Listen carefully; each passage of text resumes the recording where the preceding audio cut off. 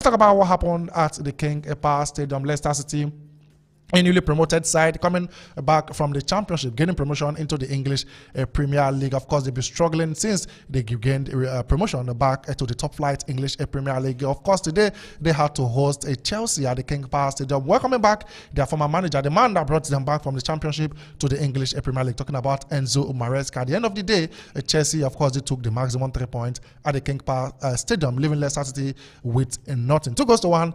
That game ended. So, about the struggles of Leicester City officially it continues after Chelsea going to their home ground, the King Power Stadium, handed them a very painful defeat. Yeah, I think Chelsea really did well. They controlled the game in the first half, even in the second half. Though in the second half, Leicester City were trying to come out and do something positive, but they were not really there, holding on to the ball. The confidence to hold on to the ball was something that was really lacking in the first half. And the part of who? Yes, and part of the players such as almost some of the players, the midfield, some of them, you saw the first half, that led to many of them taking cards, yellow cards and all that, most especially in Didi. And he was lucky in that game not to have been sent out in that particular game. So they were not just having that confidence to hold on to the ball. The second half, they started well, but Chelsea were just having, even though that Madueke was not really doing what he was supposed to do, cutting in, bringing in the ball or switching or scoring the goals, then they would have been on another thing entirely. But Leicester City, this is the reason why they'll be going back at the end of the season, going back to the Championship. Are you certain? They are not really doing well. But Chelsea really, Enzo Maresca with the game plan, they really came with something and they got a point from there. So kudos, big congratulations to I Chelsea. cannot say there was a little tweak in the heart of the midfield for Chelsea Football Club. Of course, Romeo Lavia had to make way for Enzo Fernandez to play alongside Moises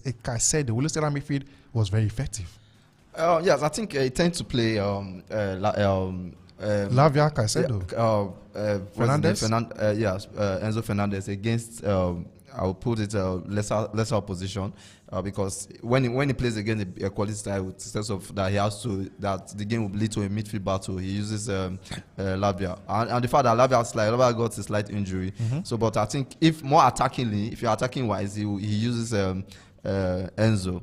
So I think in that game, definitely we all saw that the depth of quality between Chelsea and Leicester City, the gap is quite wide. And if somebody talked about staying in the league, if this game will not determine if they will stay in the league, I think they know the games that they need to win if they want to stay in the league, not against the Chelsea side, the Chelsea side. I was talking about how they played the ball, how they were going. If they continue that way, play against other teams. Yeah, maybe we'll look at the quality of Chelsea more often. Like the quality of Chelsea quality actually shined and empowered them. They never had, especially that first time, they never had the chance to even get the ball or go forward.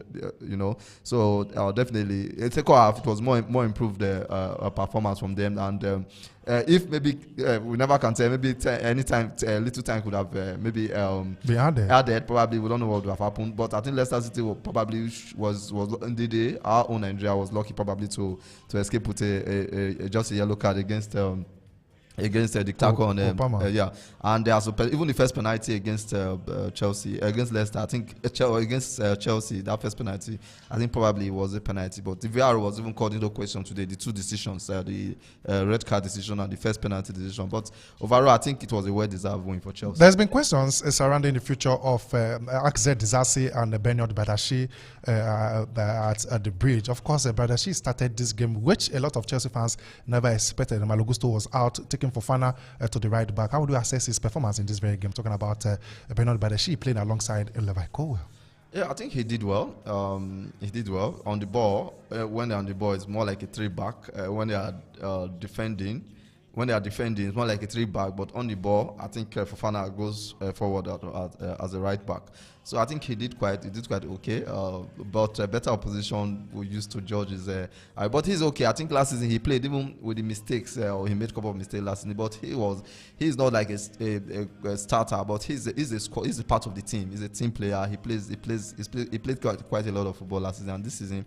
But this season I think Enzo Maresca has stuck with Kowe and Fofana. Yeah, but when opportunity comes like this, we thought probably maybe he will use what's his name, Adeburi as the right back, Fofana, but he decided to use Fofana as the right back. So opportunity comes like this, he has to take your chances to impress the coach. Son of Cole Palmer, of course, carried Chelsea on his shoulders last season. He was the best player in that very team. Today, against a struggling Leicester City side. Kopama wasn't, of course, playing on his A game today. Yeah, before the international break, we saw some games that he played. It was not really that Kopama we saw last season. The impact is not there. It has maybe a little bit. It has reduced. It was not just there. But this week today, we saw the same thing. It repeated itself. Not the Kopama, that Kopama that can really come in What and changed? make things happen. I think I don't know. Maybe he's been played off possession compared to how he was being played when Pochettino was there. So it's not really. It's not really doing what he was supposed to do. What he's supposed to do. What he has done before. He's not really doing it. But the thing is,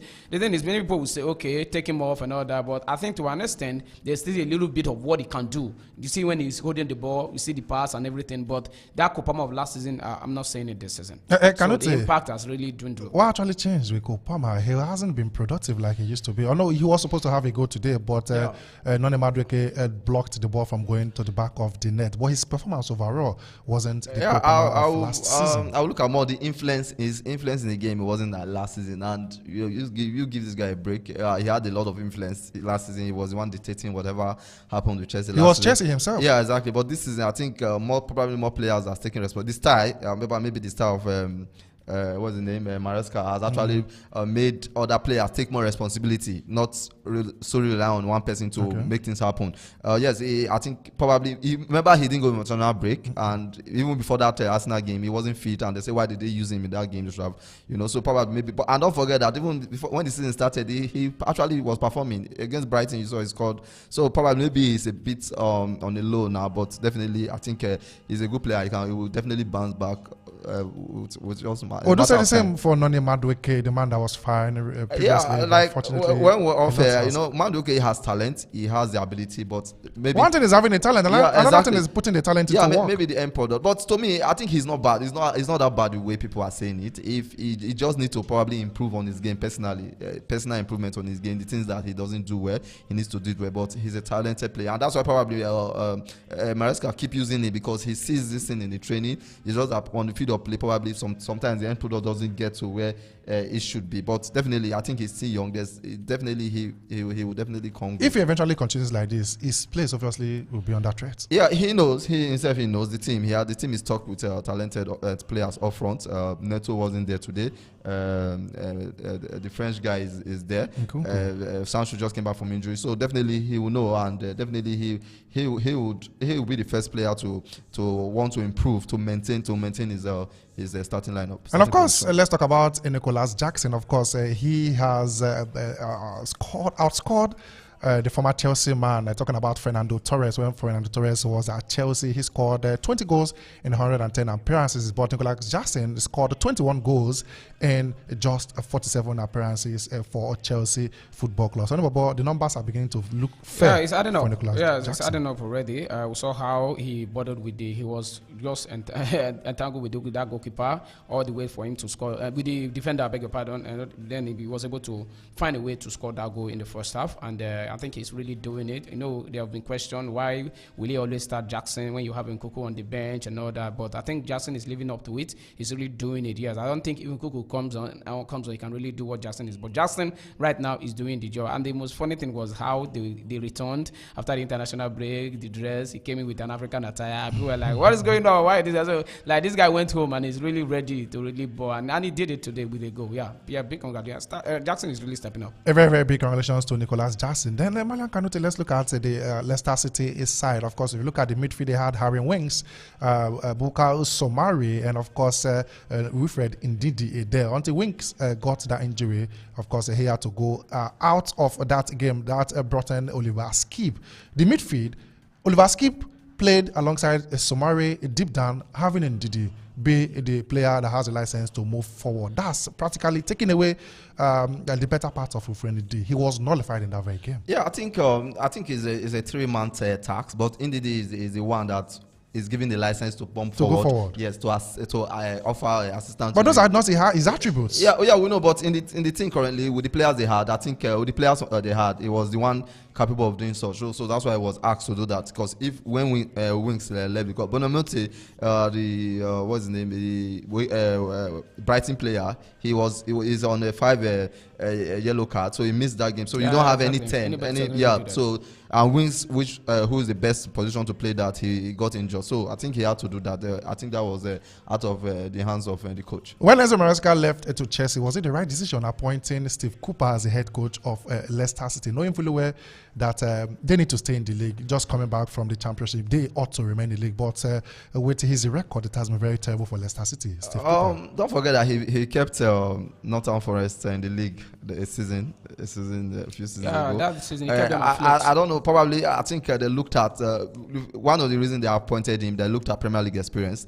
Yeah, because you can't appoint somebody who hasn't had the Premier League experience. In some cases, there are different cases to this. This is not Leicester City. They just came back to the league. You need somebody who can. Their aim is to even come out, 17th, 17th. Mm-hmm. That's the aim. If they come out 17th by the end of the season, that's an achievement for them. They build on that. So I think for now, and he hasn't done bad. The game, if you look at the games he played against his fellow regulation rivals, they saw the game against Southampton. He came back. He go that are you got the goal? So and yeah, in terms of, like I said, the three promoted side. They are the better side. I think they are the one that, if anyone have to say, look likely. Although we never can tell. With the surprise, the Ipswich pulled up against Tottenham Hotspur, and Southampton plays good football actually. So I think, but then one thing I like about them that if you look at their players, they have the more experienced Premier League players. Ndidi is one of the first names to be mentioned. Yeah, to send down the Premier League experienced manager. So. I think they would, other games they will have more chance to do better. A very big congratulations to Chelsea Football Club. Of course, they traveled away from home. We went to King Power Stadium and got the maximum 3 points. That win has taken Chelsea to 22 points after playing 12 games. No doubt, Enzo Maresca bouncing back to winning ways after getting 2 back-to-back draws. Once again, a very, very big congratulations to Chelsea Football Club.